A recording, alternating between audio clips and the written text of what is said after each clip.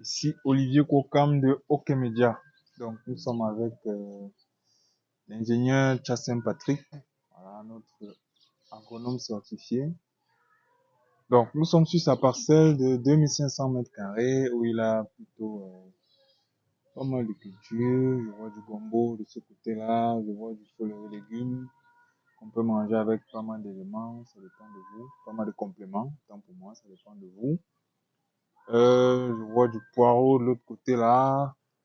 On a une belle parcelle de bananes plantain là, avec à peu près 60 pieds. Bon, alors, dans le poireau, Patrick, le poireau, quels sont les avantages du poireau? Qu'est-ce que tu peux nous dire sur le poireau de façon générale? Ok, déjà bonjour à tous. Voilà, merci encore pour cette plateforme que Media nous offre. Toujours un plaisir. Voilà, bon, pour ce qui est de la culture, ce qui est des poireaux, déjà c'est un condiment vert, voilà, qui est, n'est-ce pas, très utilisé ou alors utilisé régulièrement dans nos différents menus culinaires que nous pouvons cuisiner au quotidien. Donc, le poireau est donc sollicité vraiment, je dirais, tous les jours pour la cuisine, voilà, dans nos repas et tout ce qu'on peut avoir, voilà.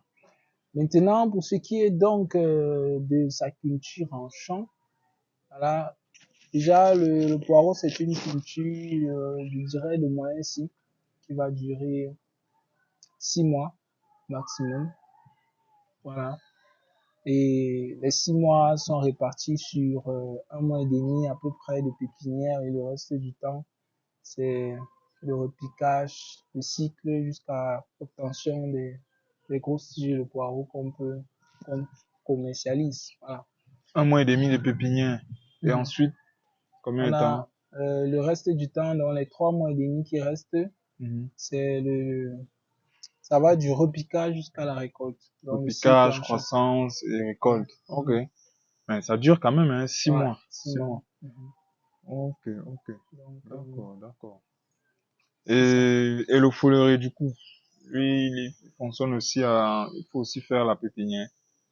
On peut faire une pépinière, c'est vrai, mais j'ai eu à constater en réalisant la pépinière que ça a plutôt tendance à ralentir un peu la croissance.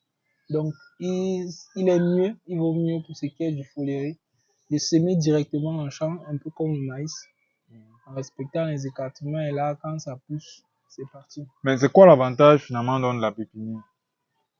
Bon, la pépinière est réalisée pour des cultures qui ont des semences déjà de taille très petite, c'est-à-dire de faible taille. Et pour des cultures qui, lors de la germination, donnent des plantures très jeunes qui ne sont pas capables de supporter directement le soleil, l'énergie solaire. Ok, le soleil et puis peut-être l'environnement extérieur rude, c'est Voilà, ça. Dans exactement. la pépinière, c'est un petit endroit où on va contrôler les conditions de Exactement. croissance de la plante Mhm. jusqu'à un certain niveau avant de Voilà, la mettre voilà, ok, c'est dans ça. le milieu extérieur. D'accord, d'accord. Exact. Ok, super, super. Mhm. Est-ce qu'il y a une pépinière? Est-ce qu'on fait aussi la pépinière pour la banane plantain? Oui, ça c'est pour la multiplication des plants. La multiplication des plants à partir de la technique PIF, c'est-à-dire multiplication des plants à partir des frottements des tiges de banane plantain. Donc là, on va récupérer un rejet de bananier plantain et à partir de son bulbe où sortent les racines, on va justement réaliser un ensemble d'étapes, commençant par le parage et après on va faire ce qu'on appelle le dégainage, retirer parce que le bananier plantain, il est constitué essentiellement d'un faux tronc. Donc, c'est pas un arbre comme les espèces ligneuses qu'on connaît, Oui. mais c'est un ensemble de gaines qui s'associent pour former la tige. C'est pour ça qu'on parle d'un faux tronc.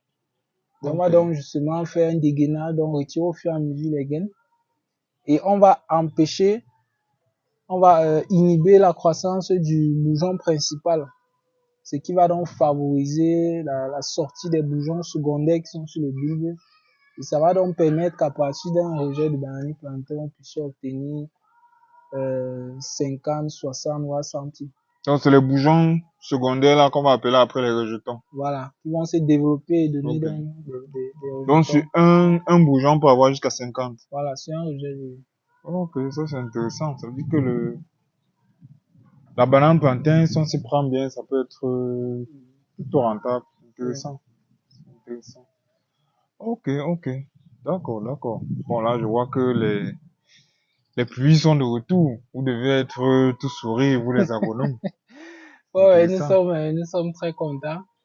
Ça soulage parce que c'est vrai qu'on dit souvent que la culture de contre-saison fournit assez de revenus, mais on oublie le travail qu'il y a Il y derrière a parce des, que ouais. la chaleur de la saison sèche n'est pas facile. Et puis, le travail de l'arrosage, De c'est l'arrosage. toute une Ouais. autre histoire. Donc, quand les pluies reviennent comme ça, c'est vrai que sur le marché, ça a tendance à faire baisser les prix des produits parce que les produits commencent à être Commence de à plus être en plus abondant. disponibles. Voilà. Mais c'est quand même plus facile et beaucoup mieux de cultiver en C'est plus saison, agréable. plus agréable de cultiver en saison pluvieuse. Ok, Exactement. ok, ok. D'accord, bah bon courage à vous, hein, bon courage dans Merci. voilà, Mm. dans ce projet-là. On sait qu'on va pas se limiter à 2500 mètres carrés, on veut Exactement. aller jusqu'à 1 hectare, voire Ouais, plus. Donc, les amis, restez connectés, restez scotchés. De belles choses et un beau